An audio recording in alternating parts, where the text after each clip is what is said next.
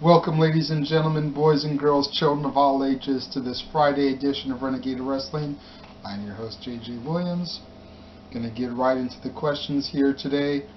But first and foremost, I actually want to say congratulations to Jeff Meacham for the success of his first two shows, one-on-one and best of the best. I'm sure your weekly review that's going to go up tomorrow, Saturday, will be just as successful. Congratulations to finally doing it on your own and being back on YouTube. To the questions. All of them come from YouTube today. No Facebook questions to get into. I drink lots of beer. First things first. Happy New Year to you and everyone in the casa. Thank you. Happy New Year to you too. Hope you celebrated safe and everything. If you could take any one talent from ROH and any one talent from TNA and make them a tag team in WWE, who would you pick and how would you book it? Personally, I'd pick Kevin Steen and Samoa Joe. That's a good tag team. As far as how I would book it, I haven't really given that much thought into that. I apologize for that aspect. But I decided to come up with the team of Kurt Angle and Roderick Strong. I think Roderick Strong really reminds me of Angle when he first came into WWE and even up to like 04 with his style and his ability.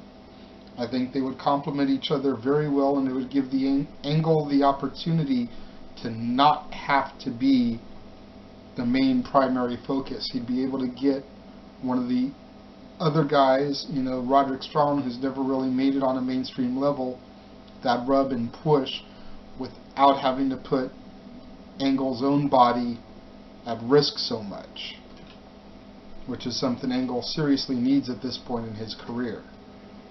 He's really starting to wind down and phase down his career, and a tag team like that would really help give him a little bit more longevity in the game.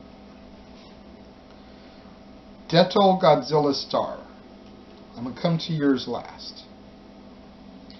Nappy1987 says, "Hey JJ, a follow-up to your 5 releases. Who would you replace as the top babyface, Predator, Monster Heel Face, and International Superstar?" I assume you mean from within the company already. You didn't ask me who I would hire to take those spots. So I guess you mean who would I promote up to those spots from within the ranks already. Top babyface, I would make The Miz. Hands down. I've always thought Miz would be a great babyface character. I've mentioned numerous times on my show and on Dad's about how all Miz has to do is talk about how WWE has made his dreams come true, and how The Miz used to be one of us, just a fan in the crowd watching, aspiring to be up there on that stage, and Vince McMahon and the WWE has given him that opportunity, and right there you've got an instant babyface that the fans can relate to, because The Miz truly is one of us. To fill the Randy Orton slot, I would put Alberto Del Rio. Alberto's already a main event caliber star, as is The Miz, but they're also guys that will immediately get pulled out of there and start pushed a little bit down towards the mid-card for the Ortons, the Cenas, and those type of gimmicks. I think Alberto is intense enough to replace the void left by the Apex Predator, Randy Orton. Alberto would obviously have to be heel, though, in order to do it more so than a babyface. I mean, you see what they've done with his babyface run as it is. He ran over Santa Claus. Moving on. Monster heel, I'd make Brodus the monster heel that he was supposed to be before he opened his fucking mouth on Twitter and got saddled with this Funkasaurus gimmick. As far as the monster face, I don't know who I'd really put in that spot yet, because WWE doesn't have a whole lot of monster gimmicks anymore. Undertaker's already phased out. I said I'd fire Big Show and Kane, so that gets rid of them. I said I'd fire Khali, that gets rid of him. You don't really left with a whole lot of big guys to take over that spot. And as far as the international superstar being left open by Khali, I'd either put Wade or Drew in that spot. I think both those guys are incredibly talented and have a lot of what Khali lacks in wrestling ability, plus the fact that they've got good looks on their side, especially Drew's got movie star good looks, that he could do some movies like Khali has done with The Longest Yard, Get Smart.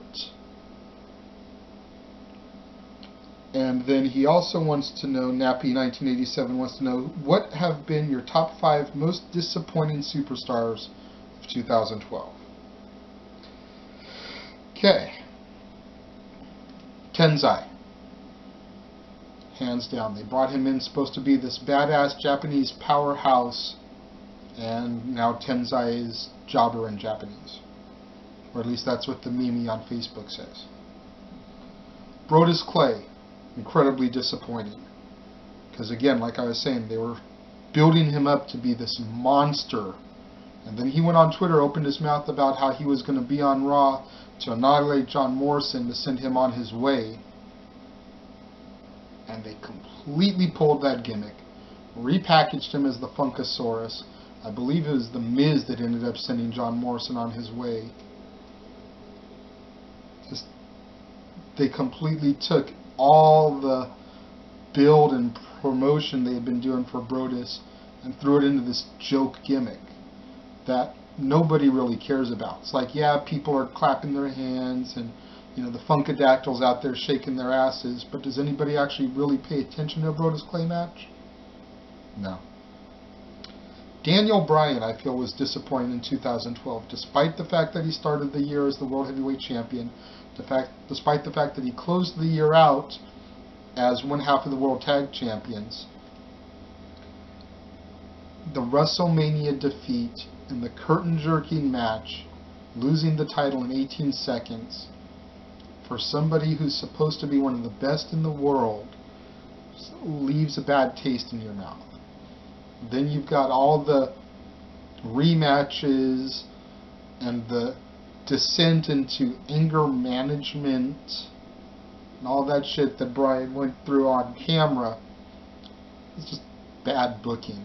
Bad booking of a great talent, in my opinion. Alex Riley is another big disappointment. 2011 saw him, you know, turn on The Miz and go babyface and even defeat The Miz in a couple of matches. And then what? He had a 14-match losing streak this year, losing to the likes of Brus Clay, Tenzai, Heath Slater, Jinder Mahal, Antonio Cesaro. You know, and while I like Cesaro and he's a great wrestler, for somebody who had already established himself as a name like A-Rai to be jobbing to some of these guys, it's like, really? Really? It was just bad. And then he got injured and just recently came back, so we'll see if 2013 has got a little bit better things in store for A-Rai, or if he ends up meeting the Future Endeavors Club. The last one on my list, I can't believe I'm going to say it because it's my baby mama, Natalya. I felt had a really disappointing 2012. She started off the year with the farting gimmick, and she closed the year out being Great Khali's arm candy. Seriously, you can't give that to Stankosaurus Rex, you know, the Divas champion, the Hosky of the Millennium. You can't give that to AJ, who's made out with half the locker room on camera. Caitlyn, she's not doing nothing. Tamina, you know, international. No, you give that to Natalya, arguably the best women's wrestler that is under contract with you still. Very disappointing as far as her booking by the WWE brass, in my opinion. Robert Malagon. Who do you think will win the Rumble, and who do you think deserves to? Well, based off of everything I'm hearing on the internet right now, I would say that the top 2 odds-on favorites to win the Rumble are either Cena or Sheamus. I've heard a lot of reports about Sheamus winning back-to-back years. Why, I don't know. And then I could see Cena winning it to get a title shot at The Rock, who will more than likely defeat Punk at the Rumble, so that we can get Rock Cena too. Even though it was only supposed to be once in a lifetime. Cena gets the chance to challenge, then challenge. And this is a title match this time, which it wasn't last time. Last time it was just for pride. This time it would be for the strap. As far as who do I think deserves to win, I'd kind of like to see Dolph win it, even though he's already Money in the Bank holder. I'd like to see him perhaps win the Rumble too. That way he can challenge the Raw champion, because he's already got the briefcase for the SmackDown champion. Challenge the Raw champion at Mania. Maybe cash in the briefcase after the Elimination Chamber match and become World Heavyweight Champion, and then go into Mania title for title, and finally unify the 2 belts. I think Dolph is the type of guy that would deserve an accolade like that, like Jericho had back in 2001. Now back to the question I skipped and put off to the end. Detto Godzilla Star. Hey JJ, how would you book the first Raw of 2013? Well, I hope you don't mind, but I amended that just a little bit, because right after the first Raw of 2013 is going to be the 20th anniversary of Raw, on January 14th. So I decided to book that one instead, if you don't mind. And the way I decided to book that is have all the current champions, Night of Champions format, all the current champions defend their titles against past champions. So I have CM Punk versus either Diesel or Mankind. Big Show defending what used to be the WCW title, keep that in mind, against either Diamond Dallas Page, or, if he doesn't get the WWE title match, Kevin Nash. Wade Barrett defending the Intercontinental Championship against either William Regal or Ken Shamrock. I think both those guys' styles would seriously complement Wade Barrett and the bare-knuckle fighter gimmick that they've got him with. Antonio Cesaro claims no American can defeat him for the United States Championship. Well, Antonio, let's put that up to the test. You defend your United States Championship against Mr. He's Still Got It, Ricky the Dragon Steamboat, or the man who got his elevation to the main event off of the United States Championship, John Cena. Have Eve defend her Divas title, since the Divas title only goes back a couple of years and doesn't have a real long storied, resume of champions. There's only been 18 champions for the Divas title. Have her defended against a former women's champion. And you've got the choice of either Lita versus Eve, Trish Stratus versus Eve, Molly Holly versus Eve, and she's going into the Cauliflower Alley club this year. Congratulations to Molly. Or Sable versus Eve. And for the tag titles, I would have Team Hell No defend the titles against either the New Age Outlaws or the team that was the tag team champions when the very first Raw aired, Money Inc., Ted DiBiase and IRS. What do you guys think? Leave comments in the comment box, leave me video responses, ask me a question with a video response. I've told y'all before, send me video questions, I'll download them, edit them in, and you see your own face as part of Renegade of Wrestling.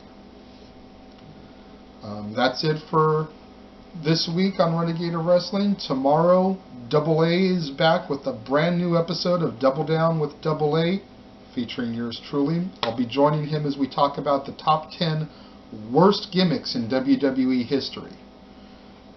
And then, starting Monday, we'll be back to regular scheduled programming with an all-new episode of Renegade in the Pink Tuesday, Stat Boy Wednesday, so on and so forth. So until next time, I'm the Renegade of Wrestling, JJ Williams, and we will see you right here next time on the Casa D18 Studios YouTube channel, as well as on UnlimitedRadio247.net. See you around.